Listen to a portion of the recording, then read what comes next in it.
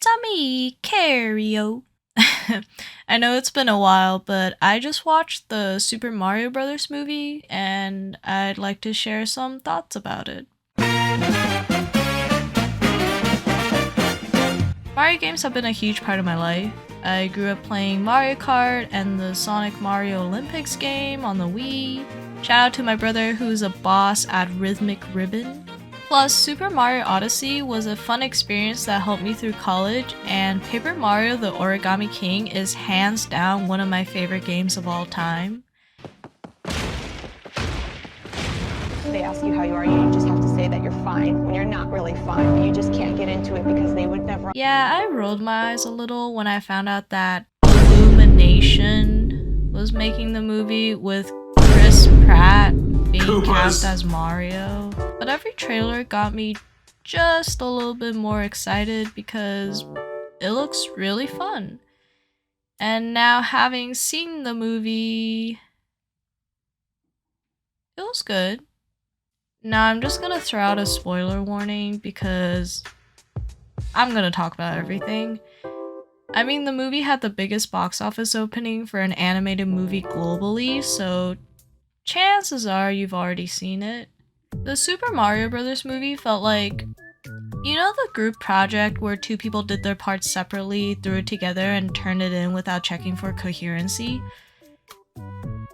Two of the producers are Shigeru Miyamoto and Chris Meledandri, and yeah, it's pretty obvious that they both worked on this. Take the character designs for example. When Mario and Luigi got their first plumbing gig, the owners had a dog that Luigi accidentally pissed off. Nothing in this scene was bad, but the dog literally took me out of the movie because it looks straight out of Secret Life of Pets.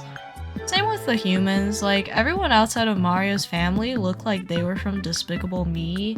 Not to mention I laughed at the Baby Mario flashback because the bully was a mixture of Edith and Cindy Lou Who from The Grinch. Why are you reminding me of The Grinch when I'm watching the Super Mario Brothers?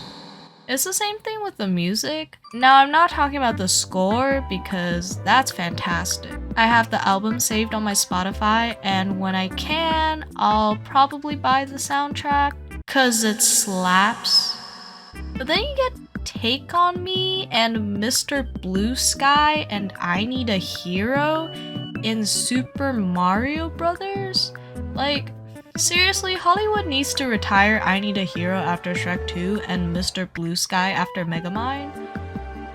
You can't get better than them. But, okay, even without DreamWorks, Illumination already used Take On Me in Despicable Me 3. Why are you using it again? What part of Monkey riding a cart made you think of Take On Me? Is it the Take On Me music video? And yes, the movie is very colorful. Bowser's Castle and Rainbow Road are definitely the highlights, but everything really pops when it's not in regular daytime. I don't know why, but Illumination tends to choose look away green and blending blue for their environments. Like, it makes the backgrounds too muted and really messes with the color palette. My eyes don't need to unfocus on the sky, Illumination. I'm already watching the characters. At this point, you're just making my brain malfunction. Also, it just looks unfinished, okay? Like, get an actual color palette, please, because pranking everything to saturated isn't helping. Thankfully, the movie uses Mario's color palette from the games, so the environments and characters are quite lovely to look at until they go back to Earth, but I'll let it slide. There's also a pacing issue in this.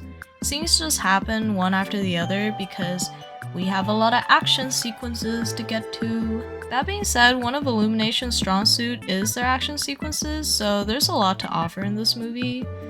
Scenes like Mario walking through the Mushroom Kingdom and driving on Rainbow Road feels grand with all his kinetic energy. Even the shots in the closed arena of the Donkey Kong fight feels dynamic. And you bet I was smiling like a buffoon this whole time. Not to mention the infamous 40-minute Bowser Luigi sex scene, like, wow. But yeah, I really wanted more quiet character moments to balance out the movie because everyone is so likable. There are so many little moments in this movie that made my brain rock go brrr. Like Mario calling Luigi Lou, and he gives him the mushrooms he picked out from his pasta. Or when Mario flirts with Peach about pet turtles and Donkey Kong just roasting the shit out of him. Even Bowser playing the piano with Kamek is so cute. And let's not forget the most wholesome hug from Mario and Luigi when they reunite. Like, give me more of that. Speaking of Luigi, it really felt like a missed opportunity to have Charlie Day Luigi be so charming, only to have him sidelined for the entire movie. Like, did you not intend to pair him up with Bowser? Seriously, they would have been the best comedy duo. Surprisingly, the weakest performance was Cranky Kong. Like, it just did not fit him, man. Also, thank God there's no, like, Mushroom Kingdom, here we come!